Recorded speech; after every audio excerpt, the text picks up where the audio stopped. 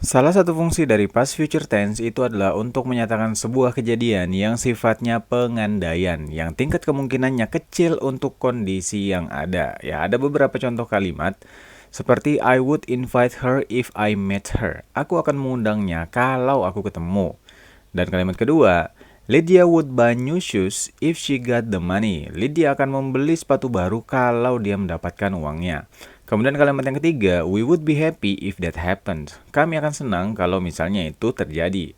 Nomor 4, she would be here if I called her. Dia akan datang kemari atau dia akan ada di sini kalau aku menelponnya. Oke.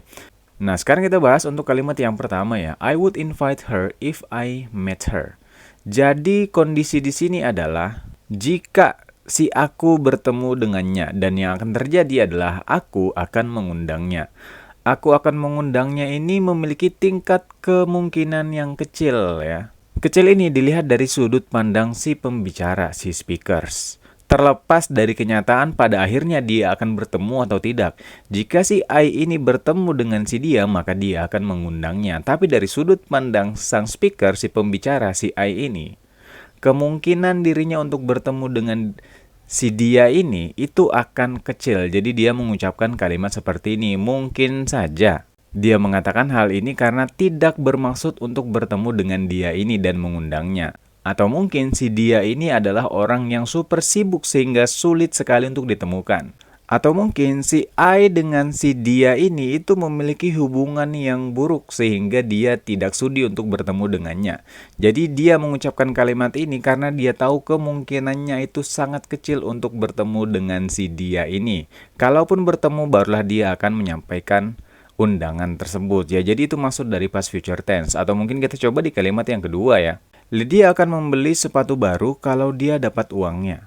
Maksud dari kalimat ini adalah Lydia kesulitan untuk membeli sepatu baru karena duitnya atau change ya. Kemungkinan dirinya untuk mendapatkan duit tersebut itu kemungkinannya sangat-sangat kecil. Mungkin duit yang dimaksud itu adalah duit yang dia minta dari orang tuanya. Sementara mungkin orang tuanya itu lagi kesusahan mungkin. Atau mungkin si Lydia ini ingin membeli sepatu baru dari uang yang mungkin pernah dia pinjamkan pada temannya. Sementara temannya ini adalah orang yang sulit banget buat mengembalikan uang yang dia pinjam. Jadi tingkat kemungkinannya itu kecil sekali. Nah, kalau ada situasi ataupun kondisi yang kayak gini, itu past future tense bisa menjadi pola kalimat yang tepat untuk kita gunakan ya. Terlepas nanti pada akhirnya si Lydia ini mendapatkan uangnya dan membeli sepatu baru, tapi maksud dari kalimat ini adalah menurut kondisi yang ada itu tingkat kemungkinannya kecil sekali. Kemudian kalimat yang ketiga ya. We would be happy if that happened. Kami akan senang, kami akan bahagia kalau hal itu terjadi. Tapi kemungkinan hal itu terjadi itu kecil sekali gitu loh. Bukan berarti mustahil, tapi kecil sekali ya. Dan kemudian kalimat keempat juga begitu, dia akan ada di sini kalau aku menelponnya. Nah, jadi kemungkinan dari si I untuk menelponnya itu kecil untuk kondisi yang ada ya, tergantung situasi. Untuk kalimat ini tuh sifatnya situasional ya. Dengan pola penggunaan past future tense ini, itu kita juga bisa menerka-nerka kondisi dari speakers.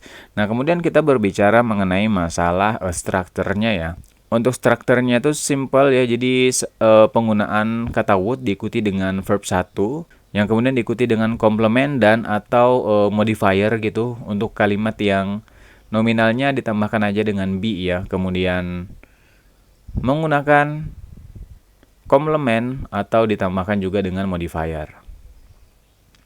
Nah, kemudian yang perlu diperhatikan lagi untuk klausa if-nya ya. Untuk klausa if dalam past future tense jenis kalimat yang kayak gini itu menggunakan past tense ya, seperti I met her, she got the money, if that happened ya. Ini ada menggunakan verb 2 semua nih ya. Called her gitu ya. Jadi untuk pola if clause-nya itu seperti itu. Sementara untuk main clause-nya itu menggunakan would ditambahkan dengan verb 1 atau would be kemudian modifier.